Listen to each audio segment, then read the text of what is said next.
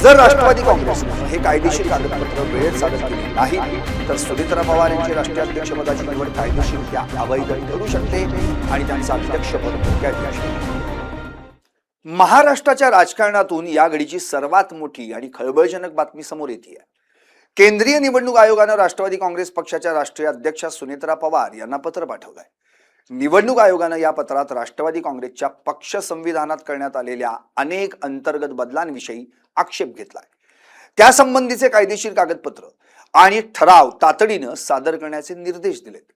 पक्षानं आयोगाला अंधारात ठेवून संविधानातील महत्त्वाच्या कलमांमध्ये आर्टिकल 6, 7, 12, 32 आणि 36 परस्पर बदल केल्याचं आयोगाच्या निदर्शनास आलंय. जर राष्ट्रवादी काँग्रेसनं हे कायदेशीर कागदपत्र वेळेत सादर केली नाहीत तर सुनेत्रा पवार यांची राष्ट्रीय अध्यक्षपदाची निवड कायदेशीररित्या अवैध ठरू शकते आणि त्यांचं अध्यक्षपद धोक्यात येऊ शकतं.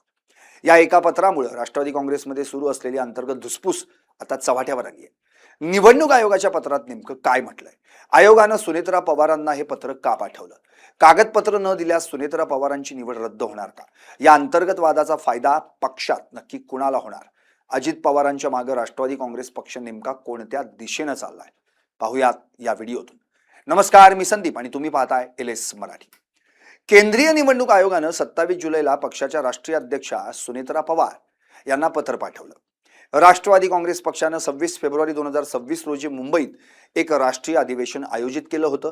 या अधिवेशनात पक्षानं फक्त कलम 18(1) मध्ये दुरुस्ती करत असल्याचा अधिकृत ठराव निवडणूक आयोगाला सादर केला, असं निवडणूक आयोगाचं म्हणणं आहे. पण जेव्हा निवडणूक आयोगानं पक्षाच्या अंतर्गत संविधानाची प्रत्यक्ष पडताळणी केली तेव्हा पक्षानं आयोगाला न सांगता कलम 6, 7, 12, 32 आणि 36 या 5 अत्यंत महत्त्वाच्या कलमांमध्येही मोठे बदल केले होते, असं निदर्शनास आलं. भारताच्या निवडणूक नियमांनुसार कोणत्याही नोंदणीकृत राजकीय पक्षाला आपल्या संविधानात किंवा कार्यपद्धतीत बदल करायचा असल्यास राष्ट्रीय कार्यकारिणीचा मंजुरी ठराव आणि प्रतिनिधींची स्वाक्षरी असलेली कागदपत्र निवडणूक आयोगाकडे जमा करावी लागतात. राष्ट्रवादीनं या अतिरिक्त 5 कलमांच्या दुरुस्तीचं कोणतेही वैध पुरावे दिले नाही. या कलमांमध्ये काय आहे? कलम 12 हे कलम पक्षाच्या राज्य कार्यकारिणी रचनेशी संबंधित आहे. यामध्ये प्रदेशाध्यक्ष आणि इतर स्थानिक नेत्यांचे अधिकार ठरवले जातात. कलम 6 आणि 7 हे पक्षाचं सदस्यत्व आणि अंतर्गत निवडणुकांच्या प्रक्रियेशी जोडलेलं आहे. कलम 32 आणि 36 पक्षाच्या अंतर्गत शिस्तभंग समिती आणि सर्वोच्च नेत्यांच्या विशेषाधिकारांशी संबंधित आहे. 28 जानेवारी 2026 रोजी राष्ट्रवादी काँग्रेसचे सर्वेसर्वा आणि महाराष्ट्राचे उपमुख्यमंत्री अजित पवार यांचं विमान अपघातात दुर्दैवी निधन झालं. अजित पवारांच्या निधनानंतर पक्षात नेतृत्वाची मोठी पोकळी निर्माण झाली.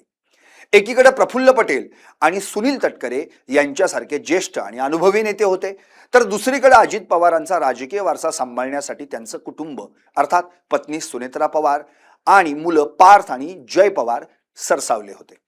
पक्षांतर्गत वाद इतका टोकाला गेला होता की राष्ट्रवादी काँग्रेसचे राष्ट्रीय सचिव सच्चिदानंद सिंह यांनी सुनेत्रा पवार, प्रफुल्ल पटेल आणि ब्रिजमोहन श्रीवास्तव यांना 7 पानांची कायदेशीर नोटीसच धाडली.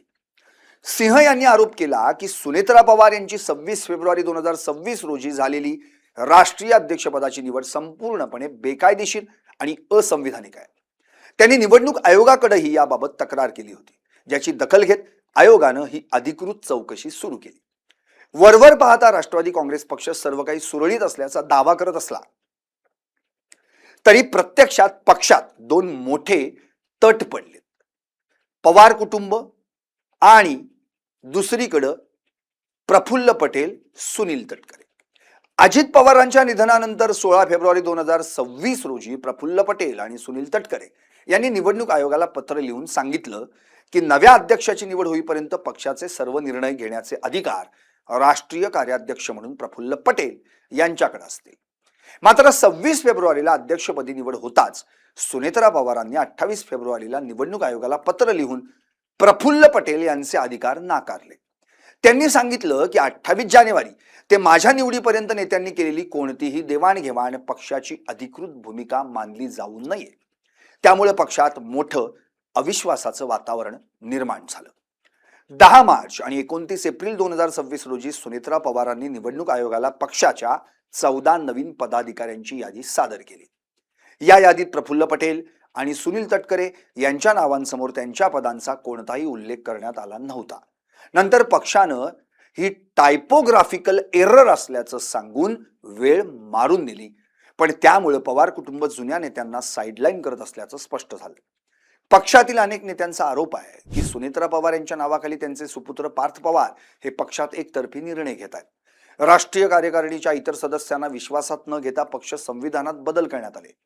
त्यामुळं जुने नेते नाराज आहेत. आता सर्वात महत्वाच्या कायदेशीर मुद्द्याकडे वळूयात. निवडणूक आयोगानं मागवलेली कागदपत्र जर सुनेत्रा पवार यांच्या नेतृत्वाखालील राष्ट्रवादीनं दिली नाहीत तर काय होईल? निवडणूक अवैध ठरणार का? होय, तशी दाट शक्यता आहे. जर 26 फेब्रुवारीच्या राष्ट्रीय अधिवेशनातील ठरावांमध्ये घटनात्मक प्रक्रियेचं उल्लंघन झालं असेल आणि दुरुस्त्यांचे वैध दस्तऐवज सादर केले नाहीत तर निवडणूक आयोग सुनेत्रा पवारांची राष्ट्रीय अध्यक्ष म्हणून झालेली निवड कायदेशीररित्या शून्य आणि अवैध घोषित करू शकतो. सच्चिदानंद सिंह यांनी आपल्या नोटिशीत स्पष्ट म्हटलंय की जर 15 दिवसात पक्षानं हे सर्व कागदपत्र मागं घेतली नाहीत आणि सुनेत्रा पवारांची निवड रद्द करून केंद्रीय निवडणूक प्राधिकरण स्थापन करून नव्यानं पारदर्शक निवडणुका घेतल्या नाहीत तर ते उच्च न्यायालय किंवा सर्वोच्च न्यायालयात धाव घेतील. राजकारणात कोणतीही गोष्ट विनाकारण घडत नाही. या संपूर्ण कायदेशीर पेचाचा आणि वादाचा फायदा आणि तोटा कुणाला होणार? तर सुनेत्रा पवार आणि पार्थ पवार यांना मोठा तोटा होणार. अध्यक्षपद धोक्यात येणार आणि एकतर्फी वर्चस्व गाजवण्याच्या प्रयत्नांना चाप बसणार. दुसरीकडे प्रफुल्ल पटेल आणि सुनील तटकरे यांना मोठा फायदा होणार. जर निवडणूक आयोगानं प्रक्रिया रद्द केली तर जुन्या नेत्यांचं पक्षात पुनरागमन होईल. प्रफुल्ल पटेल पुन्हा पक्षाची कमान हाती घेतील. अजित पवारांच्या अकाली निधनानंतर त्यांच्या कुटुंबानं आणि पक्षानं अत्यंत कठीण काळ पाहिलाय. मात्र आता निवडणूक आयोगाचं हे पत्र म्हणजे राष्ट्रवादी काँग्रेससाठी करो या मरोची परिस्थिती अशा पद्धतीनं दिसून येतंय. तुम्हाला काय वाटतं? सुनेत्रा पवार यांचं अध्यक्षपद टिकेल का, की प्रफुल्ल पटेल पुन्हा एकदा राष्ट्रवादीचे सर्वेसर्वा बनतील? आम्हाला खाली कमेंट बॉक्समध्ये नक्की सांगा.